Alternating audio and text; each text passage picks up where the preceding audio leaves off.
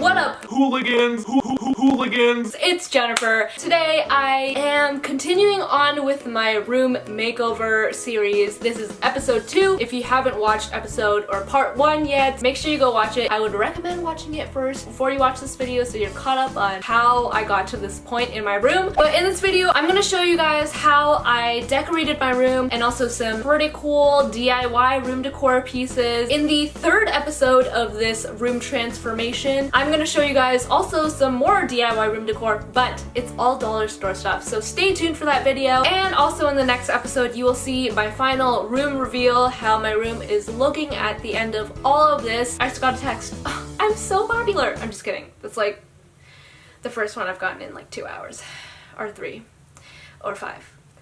Whole day. If you guys like this video, make sure to like it, not just emotionally, and subscribe if you haven't already and you like my videos. Also turn on that notification bell, and if you do turn on notifications, make sure to comment down below because you meet me. I cannot speak language today. And if you do turn on the notification bell and comment down below, you might be featured as shout out of the week at the end of my next video.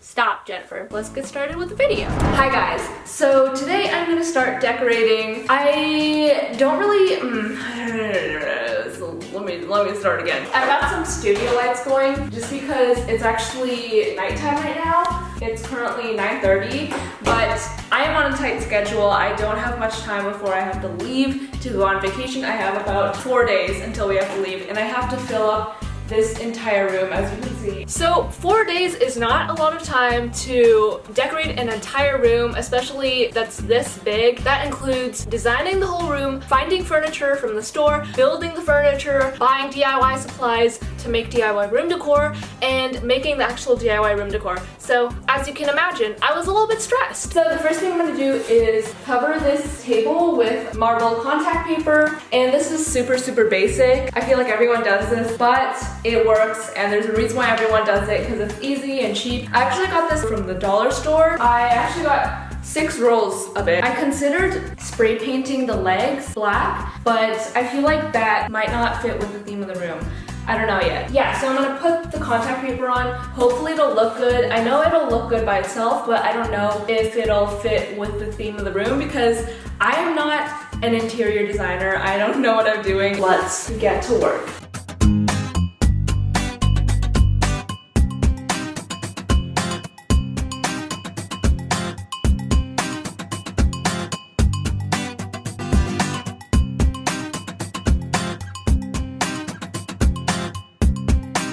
So in theory, putting on contact paper seems easy, but if you've actually ever tried to do it, it's pretty hard, especially if you have multiple rolls to line up exactly. I also ran into some other complications because my table had rounded corners. So what I ended up doing was I took a hairdryer to kind of like melt the contact paper, and so that I could stretch it out over the corner. There will definitely be excess, so what I did for that was I kind of cut a vertical slit down the side of the contact paper, and then I kind of just pressed down those 2 sides, and after that I took a ruler and my X-Acto knife and I just cut a straight line down the overlapped flaps, and then I just peeled off the excess, and once those are peeled off, the 2 flaps should line up exactly, and then you can just press them down and it should look pretty seamless.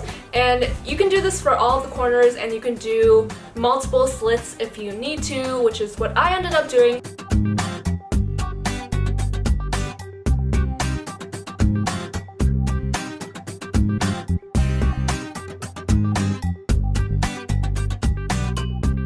And after I did this, it looked pretty seamless, so good job, Jennifer. So after I finished covering the entire table, this is what it looked like. Yay. Stop! This is what it looked like. Yay. Jeremy! I'm gonna murder someone whose name is Jeremy. After I finished covering, this is what it looked like. I think it looks pretty good. The one thing that I would have liked to be different was if the marble contact paper had a bigger pattern / design, because it's a little bit small, and I feel like if it was bigger, it would look more realistic, but you'll work with what you got, and overall I think it looks pretty good. I'm still not really sure if it works with the entire theme or vibe of the room, but it is what it is. I know a lot of you guys might be wondering why I covered the table in the first place, since I do agree it is a nice looking table, but Unfortunately, it did not really match with the theme of the room. I was trying to go for brighter colors, and when I am filming DIYs, I like to have kind of like a bright background, and that wood background just probably wouldn't work with videos. The next day I headed to Ikea because I needed to find some furniture, including a coffee table slash shelf area for the base of this wall, some plants for decorating, a large rug,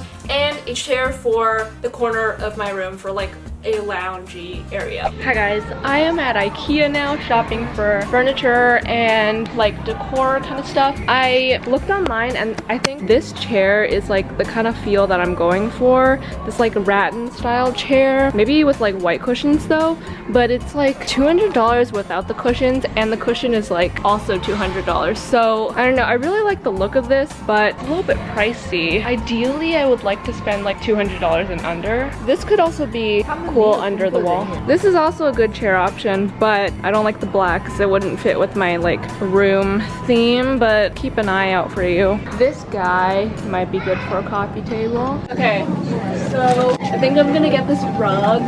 There's none that like I particularly love, but I think this is the best option for me. So that one right there, I guess we'll see what it looks like in the room, but I think it'll be fine. Oh my god.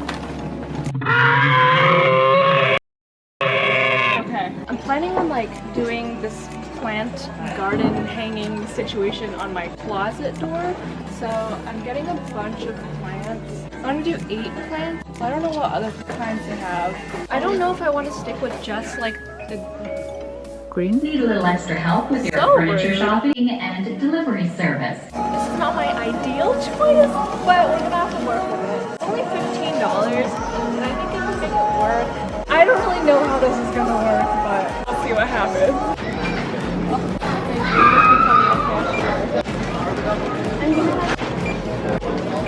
So in total, I bought 13 items, and it only costed a total of $340, which I think is pretty good.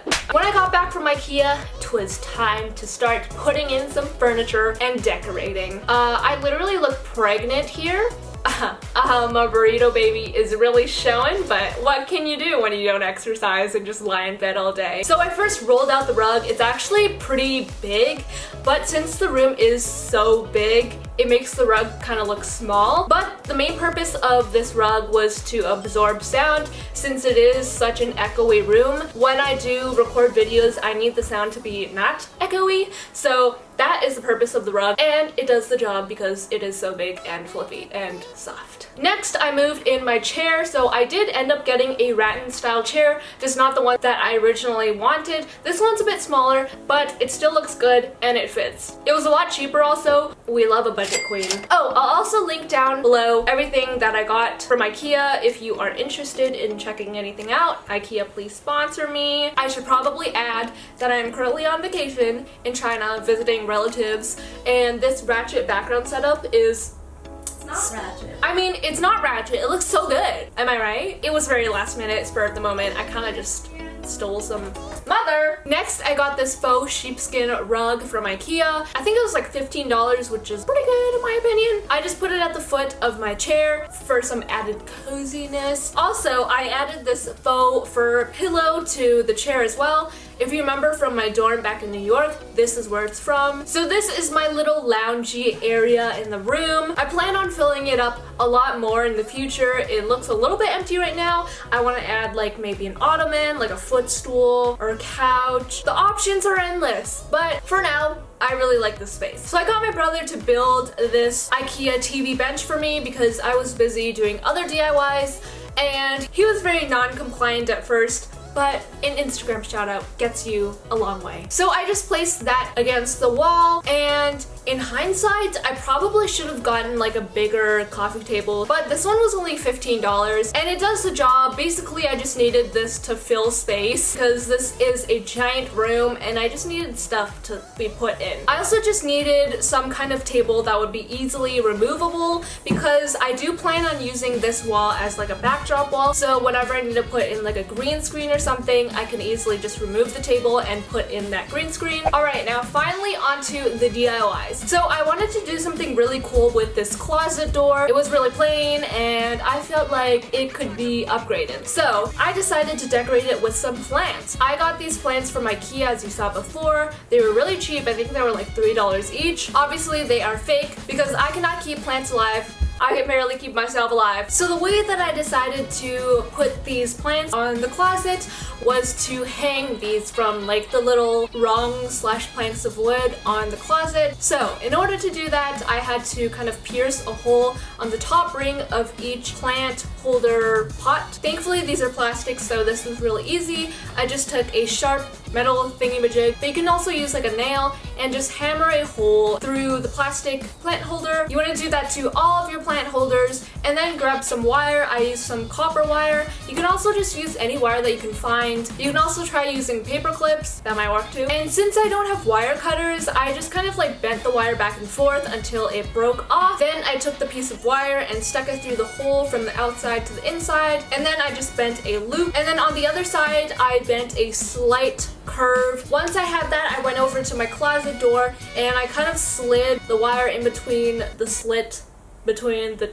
I slid the wire into the slit between the two planks of wood, and then at the back I secured the wire just by folding the loop down even more, and now it's secured to the closet door. I did these to all of my plants. I think the result looks really, really good and I'm obsessed with it. In hindsight, watching over the footage now, I should have moved that like flower plant that's in the middle somewhere else onto the closet because it kind of looks out of place. But other than that, I think it looks really good. I'm just really in a plant phase right now. I love plants, as you can tell from my background. You also don't need a closet to do this. You can do this on your wall just by hammering in some nails and hanging the plants from those. Next, I'm making a DIY macrame wall hanging, and I've wanted to try making these for years because I've always seen these in like room decor videos and like just rooms, but they always seemed really hard to make, and they're actually not that hard to make, but they do take pretty long, not gonna lie. So there's a lot of different types of string that you can use to make this wall hanging. I decided to use yarn because it's what I already had at home. I got this giant ball of yarn from Michael's. This is like salt and pepper colored, but I thought that it wouldn't be enough, so I also grabbed some leftover yarn that I had. This is just a cream color, and I used both because, I don't know, I just thought that one roll wouldn't be enough, and I thought that it would be fine if I mix the two colors since they're both like natural looking colors. You're also going to need a wooden dowel. I just got this from the hardware store. So to start off your wall hanging, you're going to measure out 3 meters of your yarn. Once you measure out your first piece of yarn, you can actually just use that as a guide for the rest of the pieces of yarn. I wasn't really counting how many pieces I had. I think it was around like 40 to 50, somewhere around there. It doesn't really matter exactly how many you have, but for my specific wall hanging, I think I had an even number of strands. What you're gonna do is take one strand, fold it in half, and then loop it around the dowel. So I did that to all of my strands of yarn until they were all secured at the top of the dowel. So I ended up adding the lighter color yarn to the middle of the dowel because, I don't know, I thought it would look cool. So once all of your strands are on, it should be looking like this. Obviously, you can do a bunch of different designs. I kind of just combined a bunch of methods that I learned from YouTube videos, and I kind of just made my own design. So what I first started out with was a square knot across the top. To do that, all you need to do is grab 4 strands, separate those from the rest, and then take your leftmost strand, cross it over the other 3 strands so that it creates a 4. Then take the rightmost strand, pull it on top of all the strands, and then underneath the left strand, and then through the hole and pull it out from the top. Sounds really complicated when I explain it in words. Even I'm kind of like confused right now, but if you just watch, it's pretty easy to get what I'm doing. After I pulled that strand out from the loop, I pulled it tight, but not too tight because this is yarn, and if you do pull it tight, it gets like really small. Once you're done that, you want to do the exact same thing but opposite. So instead of creating a forwards 4 with the left strand, you're going to create a backwards 4 with the right strand. So create a 4 with the right strand, take your left strand, cross it over, and then loop it from underneath and pull it out from the top. Now you have your square knot. It gets easier as you practice, so I just did the exact same knot across the top of the wall hanging. If you're confused, because I know I'm not very good at explaining, you can search up a tutorial on how to do a square knot because there's a bunch on YouTube. After I finished my entire top row of square knots, I moved on to my second row. So for that, I also did square knots, but I kind of staggered the square knots. So instead of taking the first 4 strands, I skipped 2 strands and then I took 4 strands. So basically you're combining 2 strands from the first square knot and 2 strands from the second square knot.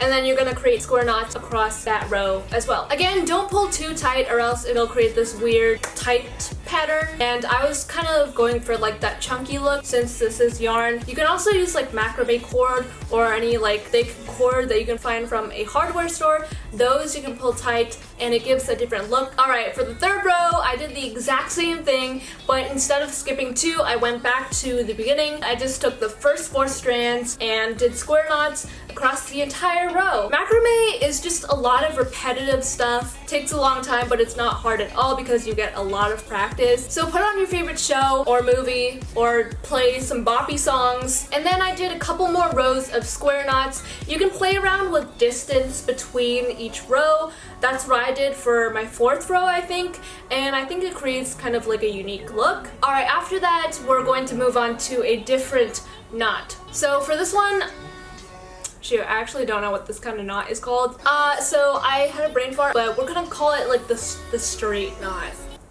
I don't know. So for this one, you're going to need an extra strand of yarn. I just tied it to the dowel and then kind of strung it across the width of the macrame wall hanging. Then you want to take your first strand, cross it over top your horizontal strand, and then loop it underneath your horizontal strand and pull it through the loop. So after that, you want to take the same strand and do the same exact knot, and then you just want to go across the entire row doing the exact same knot. As you keep going, you should see your knot beginning to form. It should be this like 3D line.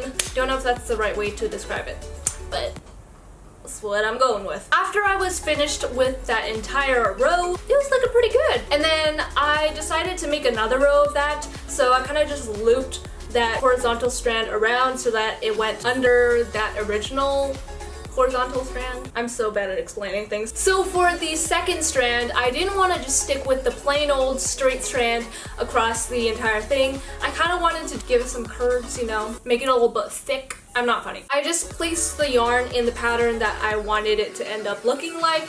And then I started from the right side this time, but you can also start from the left side. It doesn't really matter. If you do start from the right side, it's the exact same thing except you just do everything opposite. So instead of placing over on the right side, you would place over on the left side and then pull through the loop on the right side. Just repeat that process. So for this one, it's a little bit more complicated because it's not just straight. So when you're tying the knots, you want to follow the pattern that you made. So each knot kind of lies in a different position. So you kind of just have to be mindful of that. But otherwise, it's the exact same thing. It just takes a little bit more time. I ended up using some tape to tape down my pattern string just so that it made it easier for me to tie knots and so that it would be more stable. So I just continued tying those knots until I finished my entire wavy pattern. Once you finish, you want to cut off any of the excess, and then I actually did this step later, but to secure the ends, I just took some hot glue and glued them to the back so that you can't see the ends. So after that wavy pattern, I decided that it wasn't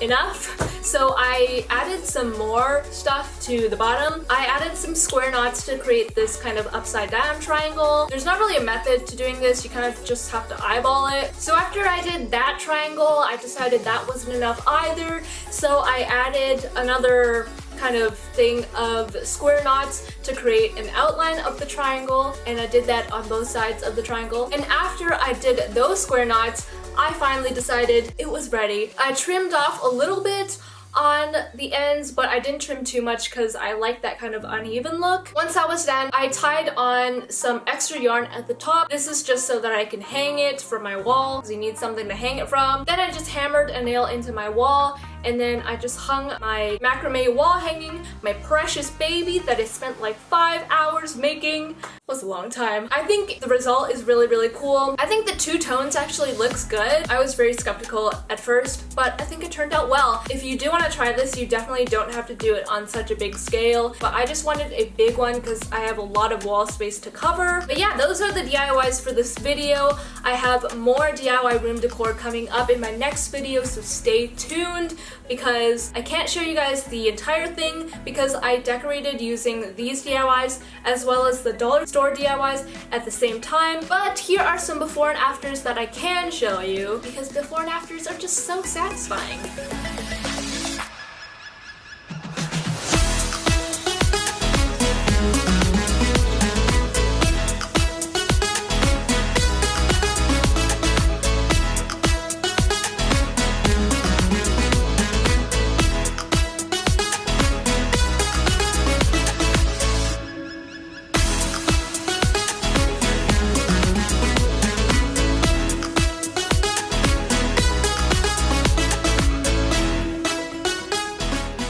Hope you guys enjoyed this video. Shout out of the week is right here, and that is pretty much it.